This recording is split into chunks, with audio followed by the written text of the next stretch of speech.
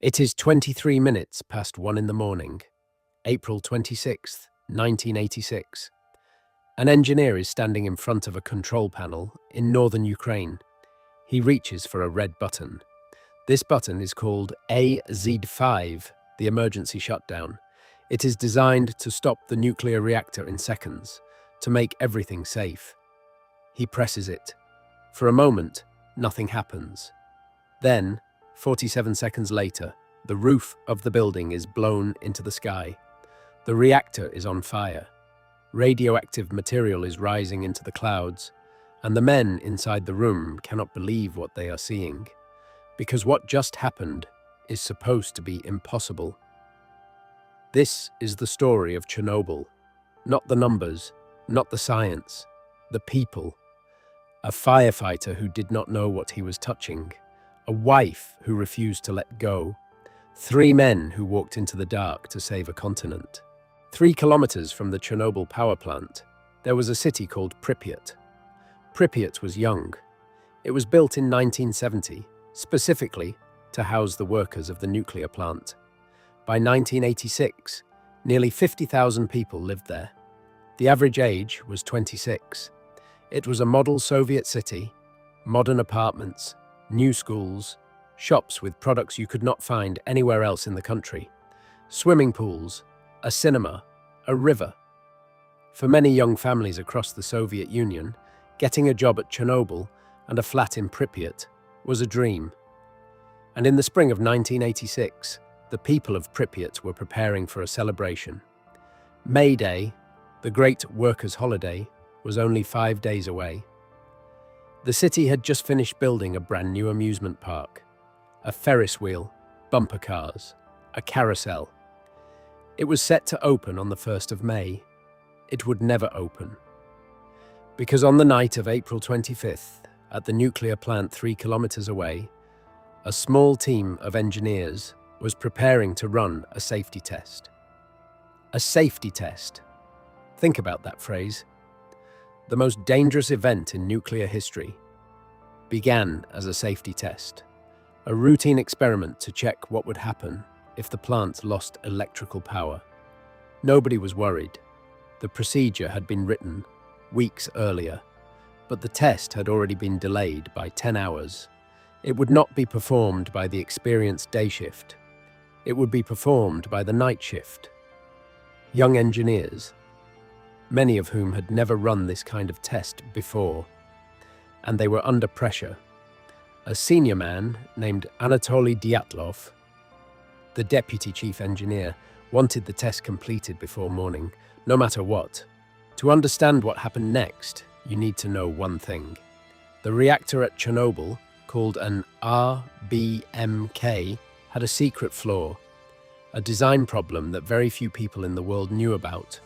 At low power levels, the reactor became unstable, unpredictable. During the test, the power dropped too low, much lower than planned. According to the safety rules, the test should have been cancelled immediately, but Dyatlov refused. He insisted they continue. The engineers obeyed. They pulled out most of the control rods, the long metal rods that slow down the reaction, to get the power back up. And for a few minutes, the reactor seemed stable. Then, at 1:23 a.m., someone pressed the AZ5 button, the emergency shutdown. The same button designed to stop everything instantly. It should have saved them. Instead, because of the hidden design flaw, the button caused a massive power surge.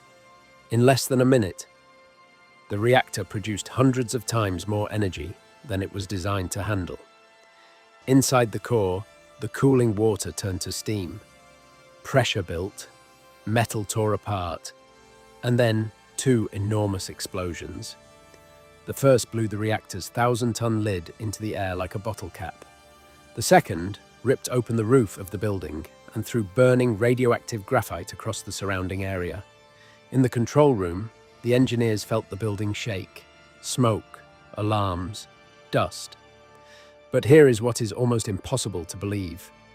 For hours afterwards, the men in charge refused to accept what had happened. They told Moscow the reactor was intact. They told firefighters the fire was on the roof, not inside the core, because in their minds, an RBMK reactor could not explode. They were wrong. The first firefighters arrived within minutes. One of them was a 25-year-old lieutenant named Vasily Ignatenko. Vasily was tall, handsome, recently married. His wife, Lyudmila, was at home, asleep. She did not even hear him leave. He and his team climbed onto the roof of the burning building. The heat was extreme. Pieces of black, glassy material were scattered everywhere, some of them still glowing. The firefighters picked them up with their hands. They kicked them off the roof. What they were touching was graphite from inside the reactor core, the most radioactive substance any human being has ever handled, and nobody had told them. They had no special suits, no warnings, nothing. Within minutes, some of them began vomiting. Their faces turned dark red. Their skin started to feel like it was on fire. They kept working. By morning, Vasily and many of his colleagues were on a plane to Moscow, to a special hospital designed for radiation victims. Lyudmila followed him.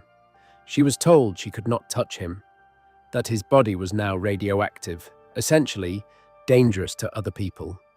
She ignored it. She held his hand. She lay on his bed. She told the nurses she was not pregnant, because if they knew, they would not let her in.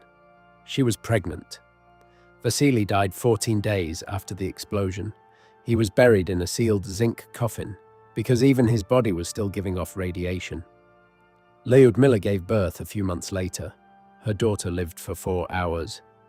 The doctors said the baby had absorbed the radiation that would have killed her mother. In a way, the child saved Lyudmila's life. 28 firefighters and plant workers died from acute radiation sickness in the weeks that followed. They were the first. While the reactor was burning, Moscow said nothing. For 36 hours after the explosion, the people of Pripyat were not told what had happened. Children played outside. Families walked by the river. Some residents could see a strange pink glow over the plant. They thought it was beautiful. They came out to watch. They did not know they were watching a nuclear reactor melt down. The Soviet government did not want to admit the truth, even to its own people. So they waited. They argued. They hoped it could be controlled quietly. But radiation does not respect borders. On April 28th, 2 days after the explosion, a nuclear plant in Sweden, more than 1,000 kilometers away, detected abnormal levels of radioactivity. At first, they thought the problem was in their own plant. They checked everything. Nothing. Then they realized the radiation was coming from outside, carried by the wind, from somewhere in the east. They called Moscow. Moscow denied everything, but the Swedish scientists already knew. They understood the invisible cloud drifting across Europe could only come from one place. Finally, on the evening of April 27th, 36 hours after the explosion, Pripyat was evacuated. 1,200 buses were sent to collect the population. The residents were told they would be gone for 3 days. They were told to pack only a small bag. They were told they would return soon. They were never told the truth. Not a single family ever returned to live in Pripyat again. In the days after the explosion, the danger was not over. It was just beginning. Beneath the damaged reactor was a large pool of water, used for emergencies. But the reactor core, still melting, was slowly burning its way downwards through the concrete. If the molten material touched the water below, there would be a second, even larger explosion. A steam explosion powerful enough to release radiation across half of Europe. The water had to be drained. 3 men volunteered to go in. Their names were Alexei Ananenko, Valery Bezpalov, and Boris Baranov. They wore diving suits. They carried torches. The water around them was highly radioactive. The lights failed. They worked by touch in total darkness. They found the valves. They opened them. They drained the pool. For years, a myth circulated that all three men died within days. It was repeated in newspapers, in books, in documentaries. But it was wrong. Alexei and Valery both survived. They lived long, normal lives. Alexei was even awarded a medal for his courage more than 30 years later. Boris died in 2005, 19 years after the disaster, of heart failure. They were part of a much larger army. Over the following months and years, 600,000 people were sent to clean up Chernobyl. They were called the liquidators. They built a giant concrete structure called the sarcophagus to cover the broken reactor. They buried contaminated soil.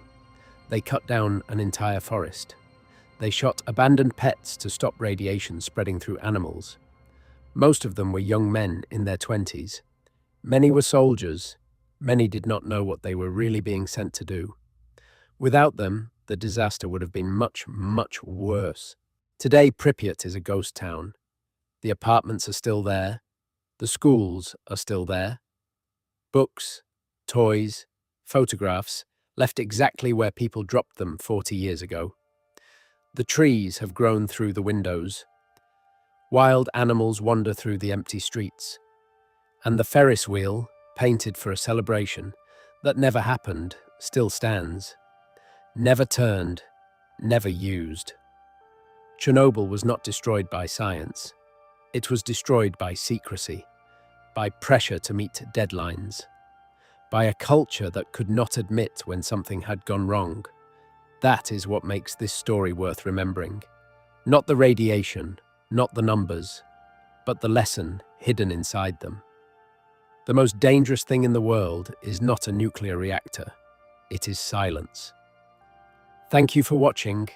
If you want more stories like this, subscribe to Storied English. New stories every week. And in the comments below, I want to hear from you. Do you think the Soviet Union could have prevented Chernobyl, or was the disaster inevitable? Stay safe and keep learning.